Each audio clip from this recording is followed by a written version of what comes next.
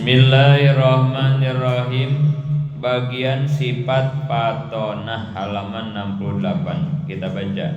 Bismillahirrahmanirrahim. Wa yajibu bihaqihim alaihimus salatu wassalam al-patonah wadiduha al-biladah. Wajib hak para rasul sifat patonah artinya pintar. Kebalikannya, perlawanannya, sifat mustahilnya adalah biladah. Biladah itu artinya bodoh. Biladah bodoh. Kalau di Tasik, di Sunda, yang bodoh itu disebutnya belek gitu ya. Belek sama di sini juga ya. Belek dari biladah ya. Biladah belek gitu ya. Belek banget sih gitu ya. Biladah bodoh. Sifat yang wajib di Rasul, sifat yang wajib di para Rasul, para Nabi, nomor berapa ini? Semuanya berapa sifat yang wajib di para Nabi, para Rasul? 4. Ya. Sidik, amanah, tabligh, patonah, kizib, hianat, kitman, biladah.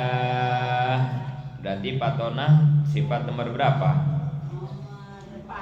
4 terakhir. Sidik, amanah, tabligh, patonah. Sifat yang wajib di Rasul, di Nabi semuanya 4. 1. Sidik. Sidik artinya apa? Benar. Kedua, amanah, terpercaya. Amanah, terpercaya. Ketiga, tabligh, menyampaikan. Tabligh. Nah, ini yang terakhir nih. Keempat, patonah, artinya pintar. Wajib para rasul, para nabi memiliki sifat pintar, patonah. Mustahil para nabi bodoh. Mustahil. Enggak mungkin ada nabi, ada rasul belet, enggak mungkin ya. Bodoh, enggak mungkin, mustahil. Pintar-pintar semuanya. Cuman pintarnya sesuai yang kemarin. Jadi ini yang 4 sifat ini sepaket. Sidik, amanah, tabligh, patonah. Semuanya ini 4-4-nya ada di para rasul gitu ya. Jadi sepaket. Kalau kita mah beda-beda ya. Kita mah manusia biasa, kita mah kadang ada yang pinter kita mah ya, tapi kagak bener gitu. Patonah tapi kagak sidik. Ada kita mah gitu ya. Ada orang teh bener, orang teh tapi bodoh gitu ya. Sidik mah sidik tapi tidak patonah gitu ya. Ada ya bener, ya pinter tapi nggak amanah. Kita mah kadang gitu ya. Para nabi mah komplit gitu ya. Semuanya 4-nya itu sepaket, ada semua. Wajib, adanya wajib ya, wajib. Dan ini pun menjadi sifat para pewaris-pewaris Nabi, pewaris-pewaris Rasul. Ini teh ya. Siapa pewaris Nabi, pewaris Rasul? Al ulama warasatul anbiya wa umana ur-rasul. Ulama adalah pewaris para nabi, kepercayaan para rasul. Jadi sama, ulama-ulama juga mempunyai sifat yang ini nih, gitu. Kalau ulama akhirat ya, kalau ulama akhirat, kalau ulama dunia mah nggak tahu dah gitu ya. Ini yang dimaksud ulama akhirat gitu ya. Guru kita, ulama-ulama kita pasti 4 sifat ini karena mereka pewaris para nabi. Terus nanti ada santri, nah itu calonnya tuh santri tuh. Kalau kata santri mah, santri itu bahasa Inggris santri gitu kan ya. Santri, san matahari, tri tiga, nah gitu ya. Bisa 3 matahari atau matahari ketiga, santri itu ya, matahari ketiga. Apa maksudnya matahari ketiga? Yang pertama, matahari pertama itu adalah para nabi, para rasul. Anta samsun, anta badrun. Kangjeng Nabi itu bagaikan matahari, bagaikan bulan. Bahkan nurun fauqa nurin, cahaya di atas cahaya. Artinya para nabi, para rasul itu bagaikan penerang, penerang buat umat, penerang buat manusia gitu ya, pembuka jalan, pemberi petunjuk. Matahari itu ya, sedunia semuanya menjadi terang gara-gara ada satu matahari ya. Bulan juga sama, kalau malam terang kalau ada bulan. Setelah Nabi kagak ada, matahari itu pindah kepada para pewarisnya, yaitu ulama gitu ya. Nabi gak ada, maka sekarang yang menjadi matahari umat, yang menjadi penerang umat adalah para ulama, para ustadz, para guru-guru ya. Ya Allah, kalau nggak ada guru ya, kalau nggak ada ulama, nggak tahu ya hidup kita. Laulal murabbi ma arabtu rabbi, laulal murabbi ma arabtu rabbi. Kalau tanpa murabbi, kalau tanpa guru, kita semua nggak bakal kenal Allah, nggak bakal kenal Tuhan. Karena guru-guru, ilmu guru, nasihat guru, kita diajarin sabar sama guru kita. Akhirnya kita bisa mengenal Allah, bisa mengenal Tuhan. Jadi terang, jadi tahu sekarang kita ya. Itu karena jasa-jasa para guru kita. Laulal murabbi ma arabtu rabbi. Tanpa guru nasihat dari para guru kita, para ulama kita, kita nggak bakal mengetahui Tuhan. Ya Allah, itulah matahari, penyinar, pemberi hidayah, pemberi petunjuk, guru-guru kita. Sekarang kayak sama ya. Kemarin kita sebelum ngaji tijan, kita ya kenalnya begitu aja sama Allah kan begitu ya. Alhamdulillah pelan-pelan kita ngaji tijan. Udah berapa tahun ini ngaji tijan kita ini ya.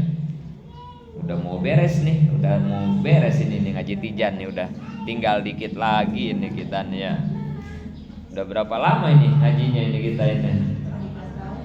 Ada setahun nggak? Lebih ya. Tiap minggu 2 tahun kali ya. Tiap minggu, setiap Senin, dikit. Asalnya kita kenal biasa sama Allah, tahu, sekarang tambah tahu, dikit-dikit semakin tahu. Oh iya. Dari kitab tijan, dari ngaji kita bareng-bareng, jadi tahu kita pelan-pelan. Nah, nanti setelah para ulama, para kiai, para guru, siapa yang menjadi matahari yang ketiga? Para santri. Makanya dia disebutnya santri, matahari ketiga.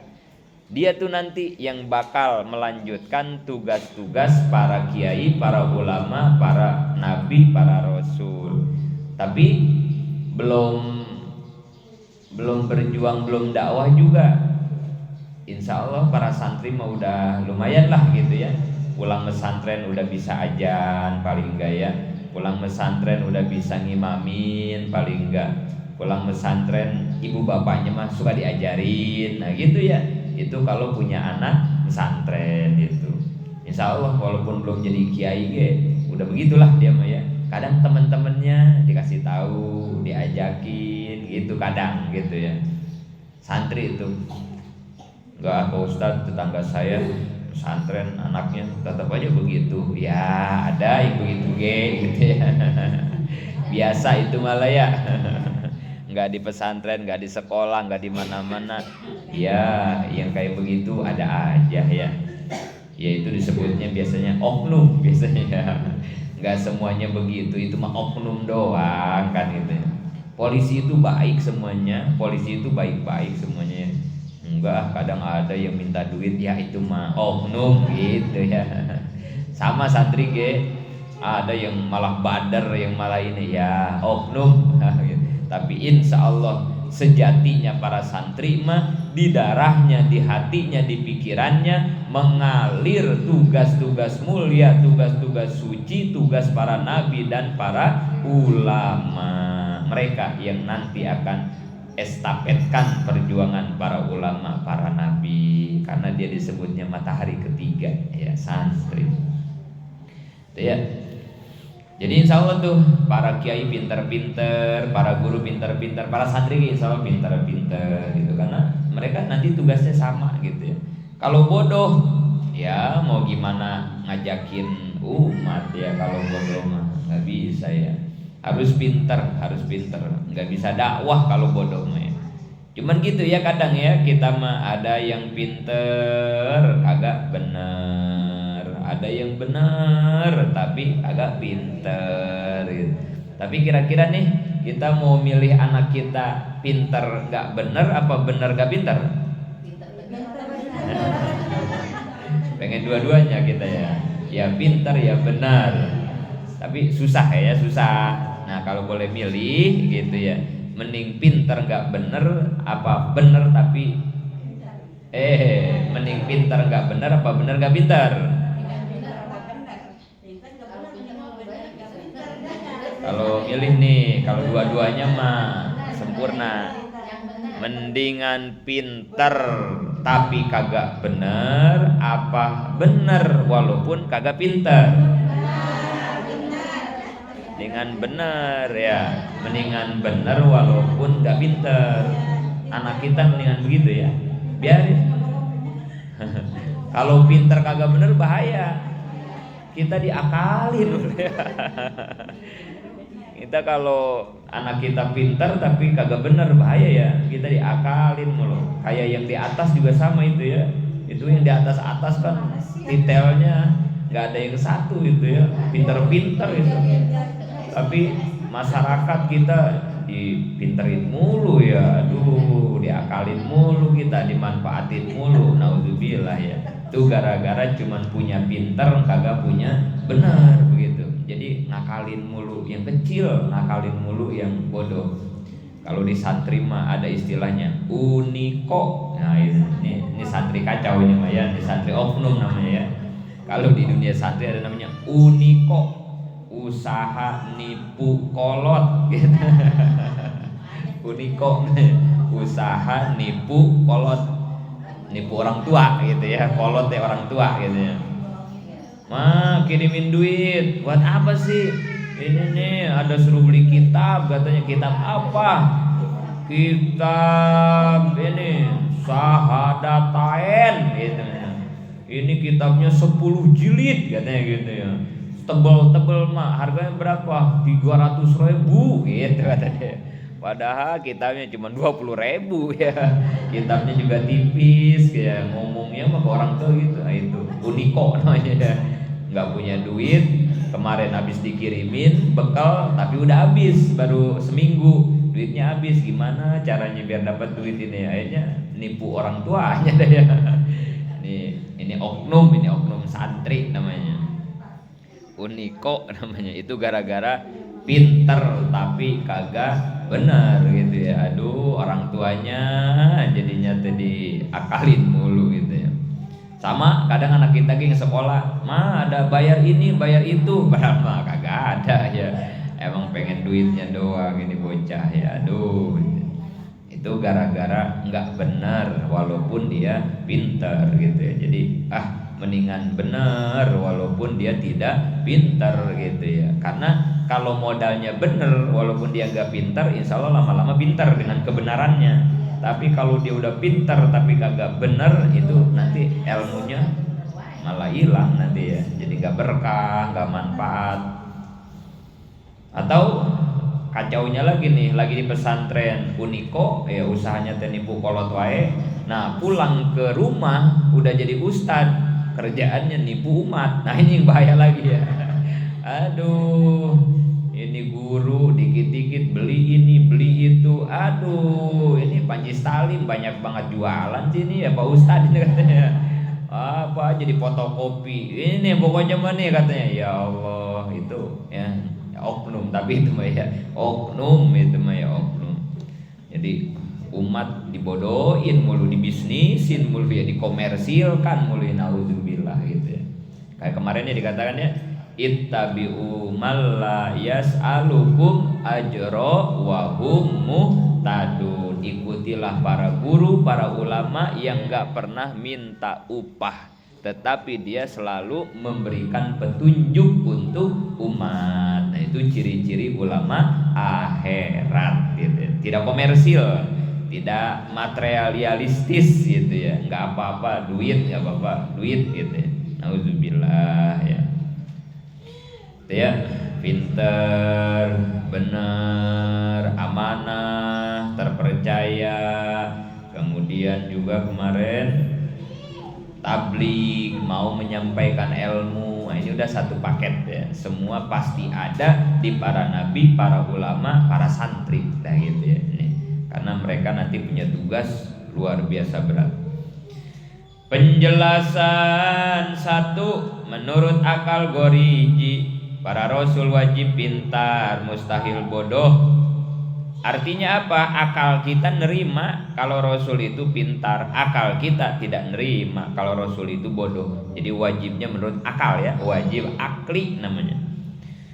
Halaman 692. Arti pintar di Rasul adalah cerdas. Jadi pintarnya teh cerdas disebutnya. Pandai, cakap, cerdas dalam memahami keilmuan, cepat ngerti, pandai dalam memutuskan segala masalah, cakap dalam mengatasi dan mengalahkan perkataan dan perdebatan musuh-musuh. Jadi pintar teh bukan ini apal itu apal, bukan ya. Sebut pintar teh luas mananya ya. Jadi dalam memahami apa-apa cepet gitu, nangkap sesuatu cepet, enggak tulalit ya, enggak lemot ya, enggak loading ya. Ngerti mah ngerti, cuman guru sampai pegel ngajarin ya. Enggak begitu pinternya. Pokoknya dia mah sekali ini kayak paham, ya udah gitu ya. Nah, itu cerdas tuh begitu. Terus dia tahu cara menyampaikannya juga nanti ke umat gitu. Dia ngerti. Kadang orang teh ada pinter banget, pokoknya pinter banget, tapi kalau dia ngajar kita bingung ngedengerinnya ya. Berapa pinter banget nih orang, tapi kalau ngaji sama dia gimana sih tadi itu yang kadang ada yang begitu ya. Nah, itu nggak patonah begitu deh ya. Orang patonah mah ya dia pinter ketika menyampaikan ilmunya, juga ketika ngajar enak didengar gitu, kita paham walaupun bahasanya nggak usah intelek nggak usah, tapi enak aja gitu. Susunannya bagus, terus sesuai. Ngajinya sama siapa nih? Sama Maone. Ayo berarti pembahasannya seputar Maone gitu ya. Jangan ngaji di depan Maone bahasanya hilirisasi, digitalisasi, sasi mulu ya. Maone ngelamun aja, apa sih bi? Sasi. Maone mah taunya terasi bi. Jadi sesuai ya. Ngomong sama ini ya bahasanya ini, ngomong sama para dosen ya ini, ngomong sama para pejabat ya dia tahu, tahu gitu siapa yang menjadi lawan bicara gitu ya. Abang-abang pinter ngomong sama istri, waduh tinggi banget bahasanya kan gitu ya. Abang-abang dia anggota DPR Komisi 2 misalnya, ya janganlah ngomong sama istri mah ya sama istri aja gitu ya. Walaupun dia seorang pejabat misalnya, pinter, dokter Andes, insinyur, tapi menyesuaikan gitu ya, menyesuaikan. Begitu juga ketika ngomong depan pejabat ya jangan ngomong kayak depan masyarakat. Orang pintar sama orang patonah ya sesuai gitu bahasanya semuanya. Nah, itu sebutnya cerdas tuh, patonah tuh begitu. 3 apa itu tadi? Cerdas, kepandaian hanya belajar sendiri, tidak bisa didebat dengan orang. Maka pintarnya Rasul adalah cerdas, cakap, dapat mengalahkan pendapat atau penemuan orang-orang kafir yang salah tentang ketuhanan dan lain-lain, atau malah lebih sifat dari yang disebut tadi. Jadi untuk mengalahkan hujah musuh juga dia pintar gitu Patonah tuh ya. Nggak bisa dikalahin kalau diskusi, kalau debat gitu ya. Apalagi ketika menghadapi orang-orang kafir. Waduh, kan bahaya ya. Seperti Hujatul Islam Imam Ghazali ya. Suatu hari, kalau nggak salah Imam Ghazali dalam hikayatnya, suatu hari Imam Ghazali ini kan seorang ulama besar dan sekaligus sufiin, ulama sufi tasawuf, orang yang ya tasawuf kan itu ya, orang yang juhud dan lain-lain lah. Suatu hari beliau, tapi Imam Ghazali ini kaya raya, walaupun kalau kata kita kan biasanya orang-orang sufi itu sederhana kan begitu ya. Kalau Imam Ghazali itu kaya raya.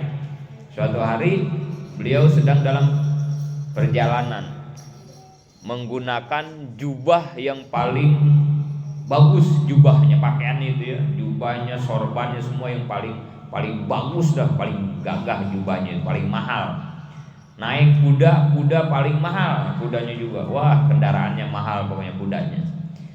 Dia sedang jalan, Imam Ghazali sedang jalan, di perjalanan dia diberhentikan oleh seorang Yahudi miskin. Orang Yahudi, orang kafir miskin, kayak pengemis begitu ya. Diberhentiin tuh di jalan. Apa kata si Yahudi? Wahai Ghazali, aku dengar dari nabimu, gitu, dari kajian Nabi Muhammad, dari hadis berarti ya. Ini berarti orang Yahudi suka ngebacain hadis juga kali ya, apa gimana ini ya. Kata nabimu, ad-dunya sijnul lil mu'minin wa jannatul lil kafirin. Kata si Yahudi ini hebat banget ya, ini ya orang Arab juga berarti ya. Kata nabimu, katanya dunia ini penjara bagi orang iman, orang mukmin, dan surga bagi orang-orang kafir, kan gitu ya. Kan dalam hadis gitu ya, ad-dunya sijnul lil mu'minin wa jannatul lil kafirin. Dunia ini Allah ciptakan gambarannya sebagai surga, penjara bagi orang beriman dan surga bagi orang-orang kafir. Kata si Yahudi pengemis ini, kan begitu kata Nabi kamu. Tapi ternyata pada kenyataannya kok ini terbalik banget sih, gitu kata dia. Kamu orang beriman katanya di neraka, tapi kamu pakaian gagah begini, kuda mahal begini. Sedangkan aku yang orang kafir, kata kamu gitu ya, kata orang Islam kan dia kafir gitu ya. Tapi aku miskin begini, melarat begini, jadi pengemis begini. Itu omongan Nabi kamu gimana sih? Masa di surga kayak begini, di surga kayak begini, di neraka kayak begitu, kan gitu ya. Kata kita mah bener tuh hadis ya. Harusnya mah kamu orang Islam jadi miskin, jadi kere, aku yang orang kafir harusnya kaya raya dong gitu. Kalau memang ini dunia dibuat sebagai surga buatku, neraka bagi kamu gitu ya. Kalau kita digituin bingung ya. Iya juga ya, gimana nih hadis terbalik apa gimana ini ya? Kalau misalnya kejadiannya begitu gitu ya. Kalau kita diciptakan kayak Imam Ghazali yang kaya raya. Tapi kan kita mah kagak ya. Emang udah segini adanya dah gitu kita mah ya. Hartanya emang segini ya. Kayaknya kita mah bukan pukoro kita mah ya. Kita mah kelasnya udah bukan pukoro lagi ya. Bukan miskin. Di bawah miskin kan pukoro tuh ya. Nah, kita di bawah lagi pukoro kita mah ya. Pukere kita mah. Miskin rada mending, pukoro juga masih lumayan. Ini kalau udah pukere, jadi kita mah kayaknya ya kita memang begitu sekarang gitu ya. Tapi kan banyak orang-orang Islam yang kaya raya hari ini kan ya. Ya salah satunya donatur Miftahul Abidin yang luar biasa kan itu ya. Orang Islam ahli ibadah dan hartanya kaya raya kan begitu ya. Jadi ada kan ya orang Islam begitu gitu ya. Jadi gimana nih hadis tadi? Katanya ini neraka bagi orang Islam dan surga bagi orang kafir. Tapi kalau misalnya dia kaya raya kan gimana? Kayak begitu tuh Imam Ghazali ditanya tuh sama pengemis. Kalau kita merada bingung ngejawabnya ya gimana nih? Tapi karena Imam Ghazali ulama besar yang pastinya mewarisi sifat-sifat kenabian ini, diantaranya Patonah kan gitu ya, gak bakal bisa dikalahin di debat sama orang-orang kafir. Apa kata Imam Ghazali? Yahudi, kekayaanku, kegagahanku, kemewahanku saat ini dibanding dengan kenikmatan surga nanti di akhirat, gak ada apa-apanya, gak setai kuku-kuku acan. Ya di dunia ini nih dibanding dengan kenikmatan surga ya. Jadi buat kami, buat orang Islam, buat orang beriman segini teh masih kayak di neraka kami mah begitu katanya. Dan kamu orang Yahudi kafir, kamu hari ini sengsara, miskin, pengemis, serba susah. Ini kalau kata kamu mah sulit nih di dunia, tapi dibanding dengan kesulitan kamu nanti menghadapi siksa neraka, gak ada apa-apanya, gak ada setai kuku-kukunya acan. Kesulitanmu, kebingunganmu, kesusahanmu hari ini di dunia dibanding dengan nanti sulit dan susahnya ngadepin siksa neraka, gak ada apa-apanya. Artinya apa? Buat kamu kesulitan hari ini di dunia, surga. Buat kamu mah segini ada surga. Udah enak banget segitu ge buat kamu mah. Ntar mah di neraka, wah gitu. Tuh, itu hujahnya para ulama besar di zaman dahulu, salah satunya Imam Ghazali dengan patonahnya ya, dengan kecerdasannya ya. Tadi mah asalnya orang Yahudi teh pengen ngejatohin lah gitu ya, mau nyerang argumen hadis Kangjeng Nabi. Ternyata pas dibalikin malah dia nggak bisa ngejawab apa-apa kan gitu ya. Iya juga ya katanya, iya. Nah, itu salah satu kecerdasan para ulama yang mewarisi perjuangan dari para nabi. Nah kayak begitu dah gitu. Gak ada apa-apanya ya kenikmatan dunia yang hari ini kita rasakan dengan kenikmatan nanti di surga ya, gak ada apa-apanya, gak ada apa-apanya ya, jauh. Bahkan kenikmatan surga mah gak bisa dibayangin ya. Tapi pahami juga ya ibu-ibu ya, bahwa surga yang Allah berikan kepada kita teh ada dua. Surga teh ya, dalam surat apa itu ya, surat Al-Quran aja lah ya, ada di Al-Quran lah pokoknya itu ya, tahu surat apa ya. Kita suka baca waliman khafa maqama rabbih jannatan. Surat apa itu ya, surat Waqiah, Ar-Rahman, apa itu ya, Al-Quran aja lah ya, pasti ada di Quran itu ya. Ar-Rahman ya, waliman khafa maqama rabbi jannatan. Bagi orang yang khauf, bagi orang yang takut kepada Allah, maka Allah akan memberinya jannatan, bukan jannatun. Jannatan isim tasniyah. Apa jannatan artinya? Dua surga. Orang yang takut kepada Allah maka nanti sama Allah bakal dikasih dua surga, bukan jannah. Kalau jannah isim mufrad, satu surga. Tapi kalau jannatan isim tasniyah, dua surga. Jadi Allah teh ngasih ke kita teh sebetulnya dua surga kalau kita mau taat kepada Allah. Mana dua surga? Jannah ajil wa jannah ajil. Jannah itu ada dua, surga itu ada yang ajil, ada yang ajil. Ada yang pakai alif ajil, ada yang pakai ain ajil. Ada surga sekarang, ada surga entar. Surga ada dua. Ada yang sekarang, ada yang entar. Mana surga yang sekarang? Di dunia. Mana surga yang entar? Di akhirat. Orang yang takut ibadah taat selalu kepada Allah, maka di dunia dikasih surga, di akhirat juga bakal dikasih surga. Rabbana atina fid dunya hasanah wa fil akhirati hasanah. Di dunia dikasih kebaikan, surga. Di akhirat juga dikasih kebaikan, surga.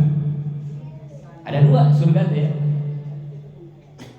Ini hati-hati gitu ya. Kadang kita juga punya anggapan ya, biarin di dunia memelarat asal nanti di sono bahagia. Jangan ya, jangan. Masa kita mau begitu ya? Di sini bahagia, di sono bahagia. Di sini senang, di sana senang, di mana-mana kita senang. Begitu ya prinsipnya, doanya, mintanya fid dunya hasanah wa fil akhirati hasanah gitu ya. Jangan biarin di sini mah gua melarat, susah, bingung nih, ntar penting gua di sono bahagia, senang. Jangan ya. Di sini senang, di sono senang, di mana-mana kita senang, kan begitu ya. Itu Itu kan lagu bagus banget itu yang bikin itu. Di sini senang, di sana senang. Ya mohon ya. Itu lagu bagus banget itu ya. Jangan di sini susah, di sana susah.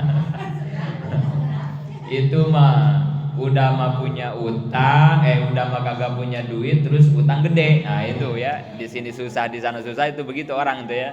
Udah mah kagak punya duit, utang gede, ditagih mulu lagi. Sempurnalah sudah penderitaan loh.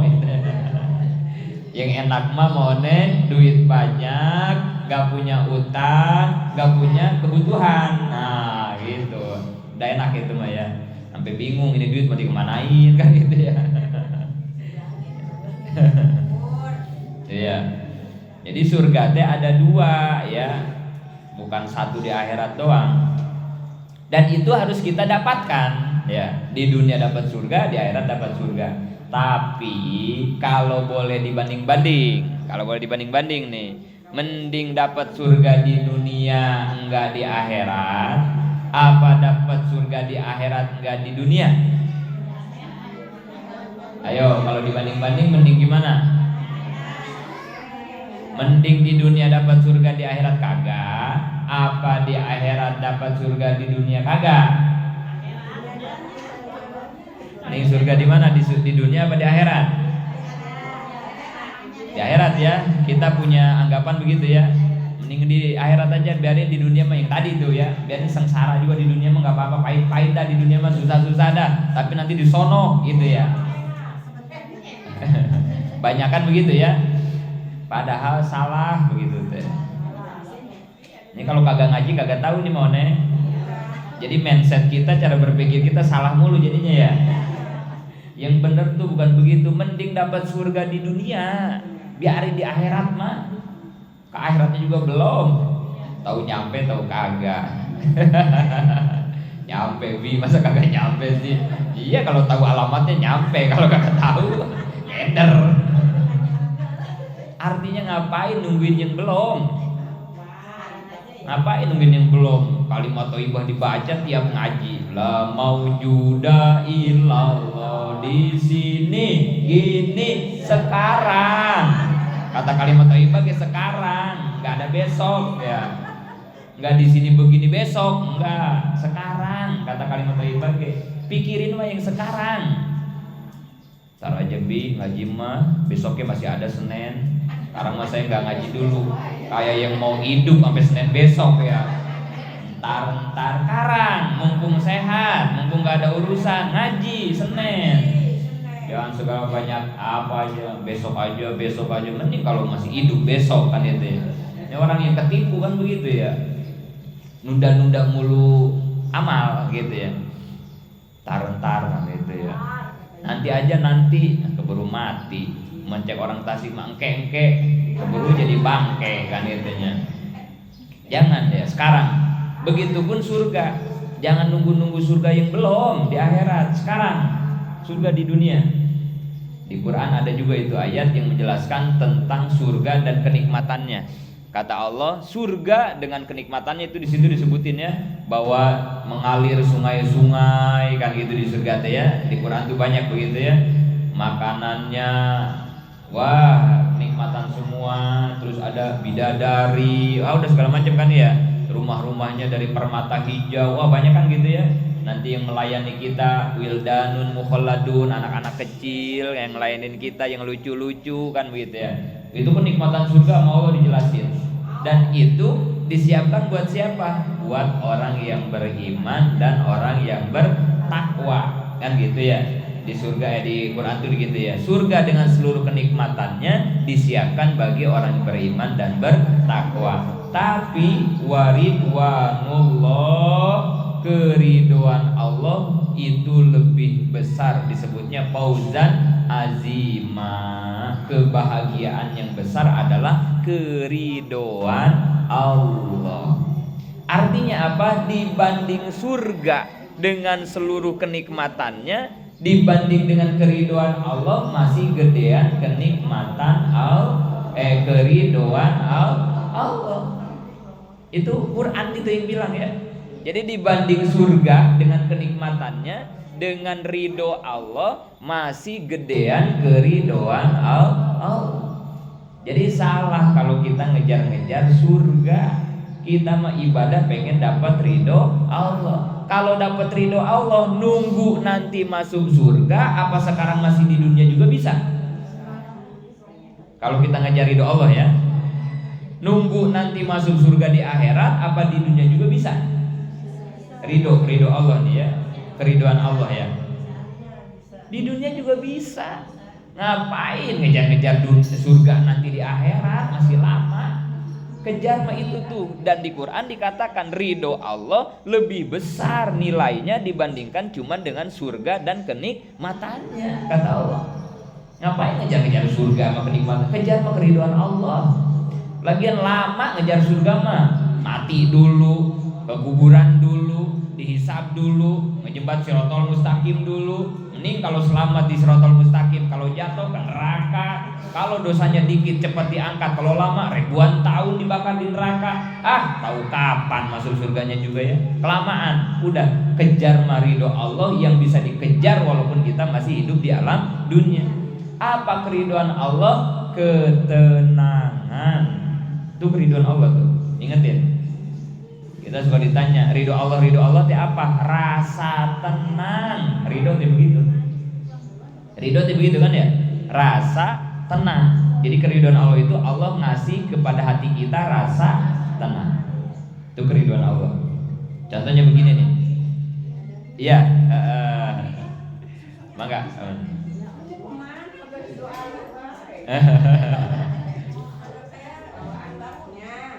Contohnya begini nih. Bocah orang kalau lagi pacaran kira-kira tenang apa kagak? Kalau yang pacaran nih. Ya pokoknya mau laki kita ke, mau bini kita, mau anak kita kalau lagi pacaran ya. Kira-kira tenang nggak? Yang pacaran. Dia udah punya bini sah. Dia udah punya laki sah. Pacaran. Kira-kira itu selingkuhannya, pelakornya kalau dibonceng sama motor, diboncengin nih sama laki kita nih. Kira-kira itu bawa pelakor, bawa selingkuhan tenang apa kagak? Tenang gimana sih ya? Orang pacaran mah kagak ada tenang-tenangnya ya.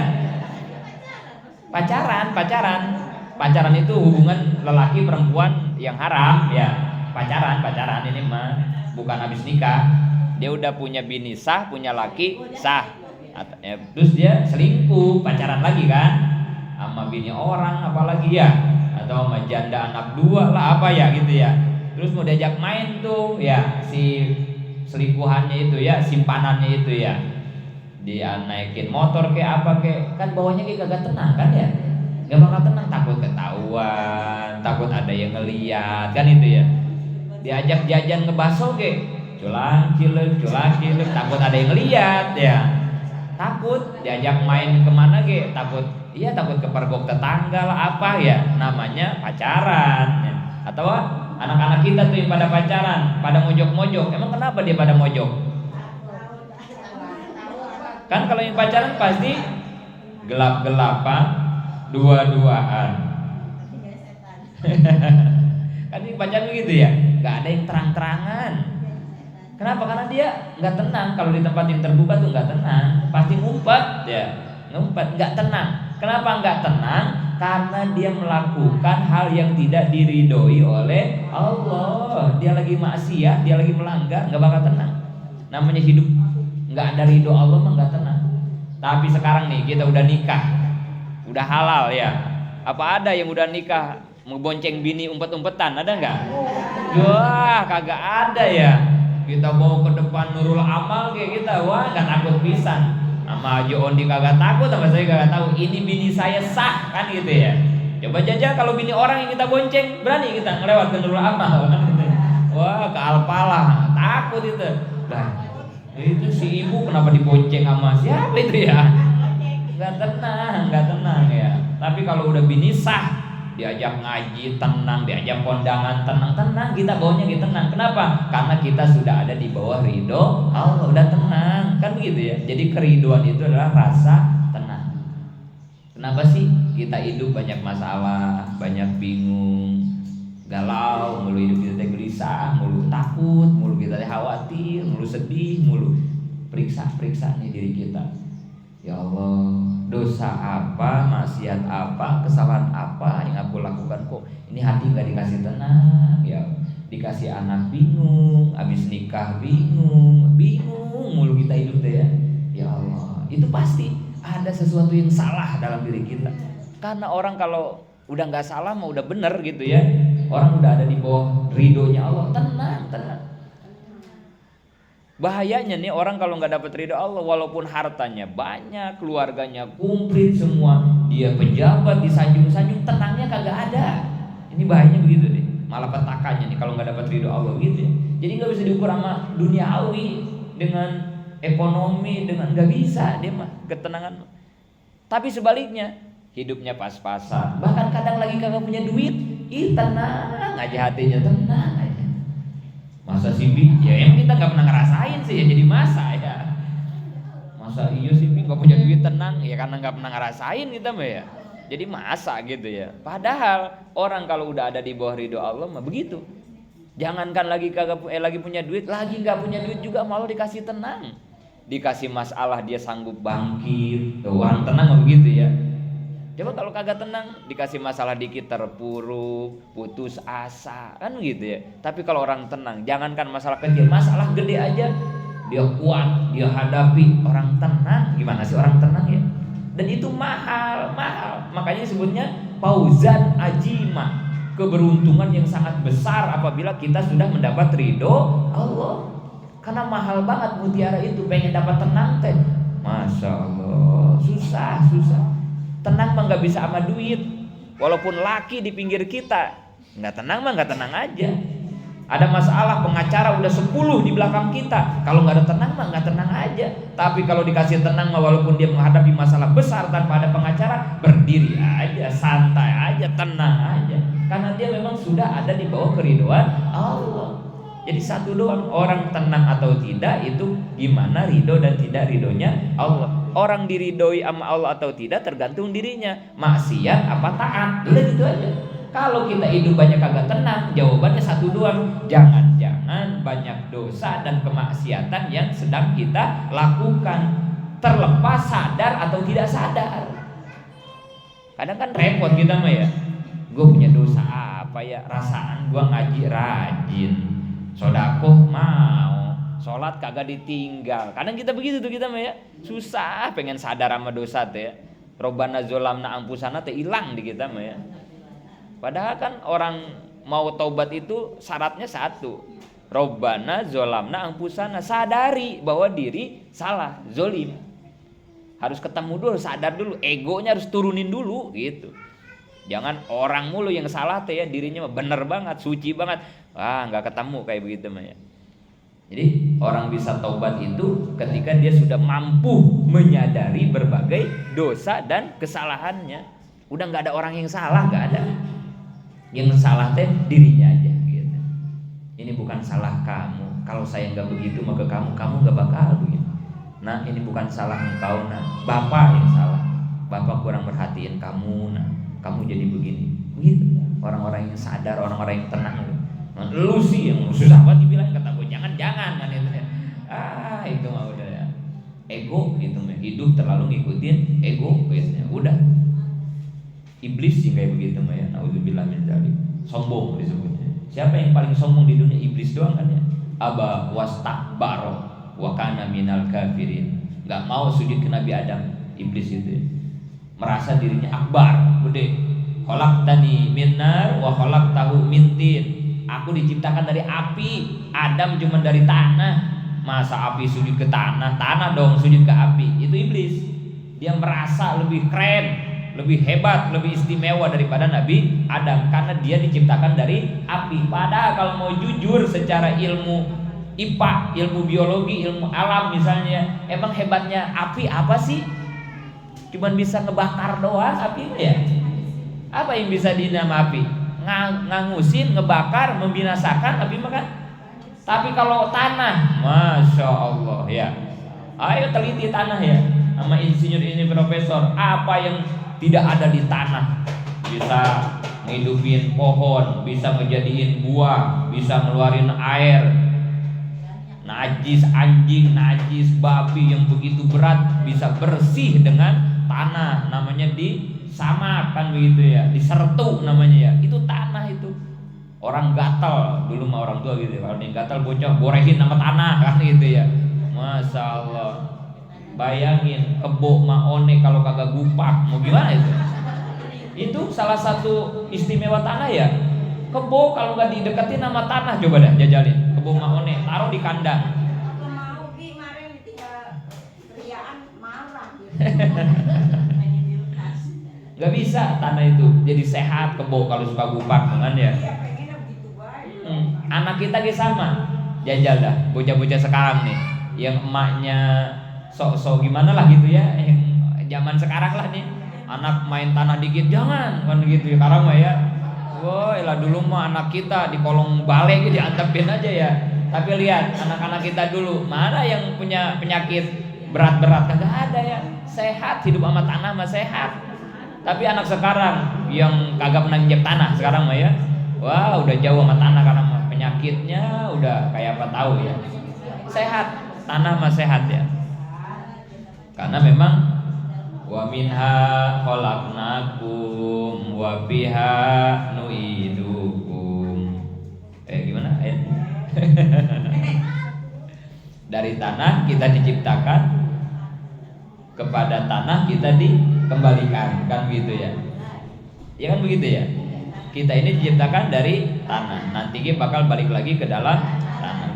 Jadi kita teh sama batu bata teh sepupu lah kita mah ya. Saudara ya, saudara kita ya. Makanya kalau pengen sehat sering-sering silaturahmi sama saudara ya. Jangan lupain tanah ya. Ayo main sama tanah, biarin anak kita mau main tanah, mau biarin, mau ngebang, mau biarin, sehat ya. Asal jangan tanahnya kecampur sama teh kotok, maksudnya gitu ya. Ya jangan, itu mah ya, maksudnya di tempat yang sehat lah gitu ya. Jangan ya, keboge sehat main tanah ya mohon ya. Sama orang juga sehat main tanah, nggak bakal budugan, nggak bakal ini kuat ya. Itu ya. Jadi setan punya anggapan bahwa api lebih hebat, padahal api dibanding tanah unsurnya ya, secara para ahli lah gitu, secara diteliti banyakkan manfaat tanah dibandingkan manfaat api. Tapi karena sombong iblis, karena ego, dia ngelihatnya keren api kan gitu ya. Gitu. Akhirnya itu susah, kita pengen bisa menurun ego itu susah ya. Ayo belajar untuk bisa mengalahkan ego kita masing-masing. Sadar, turunin ego, taikin sadar. Nah setelah itu baru kita bisa menerima kesalahan. Orang yang bisa menerima kesalahan baru dia bisa bertaubat. Orang yang suka taubat, nah itulah orang yang merasa salah mulu, orang yang gak pernah nyalahin orang, itu orang-orang tenang nih kayak begitu nantinya. Karena dia hidupnya bakal ada di bawah keridhaan Allah kan gitu ya. Nah jadi surga dunia itu adalah keridhaan Allah. Sama di akhirat nanti yang masuk surga itu yang dapat ridho Allah. Tapi mau ngapain ngejar-ngejar surga di akhirat kalau di dunia kita nggak dapat ridho Allah, ngapain ya? Ngapain? Jadi begini, orang yang bakal masuk surga di akhirat mah yang hidup di dunianya tenang gitu tandanya ya. Ini mah indikatornya begitu ya. Orang yang nanti di akhirat masuk surga Allah berarti di dunia tandanya dia dikasih rasa tenang. Orang yang dikasih tenang di dunia berarti dia hidup ada di bawah ridho Allah. Pertanyaannya, tenang itu bagaimana caranya? Ala bizikrillahi tatmainnul qulub. Dengan zikir kepada Allah hatimu bakal tenang. Oh, jadi modalnya mah kudu mau zikir kalau pengen dapat tenang. Orang yang tenang itu berarti orang itu hidup ada di bawah keridhaan Allah. Ridho Allah adalah surga yang Allah sediakan di alam dunia. Yang di dunianya dapat surga, maka di akhirat pasti bakal masuk surga. Mudah-mudahan jangan cuma maone yang masuk surga, kita semua juga masuk surga. Amin.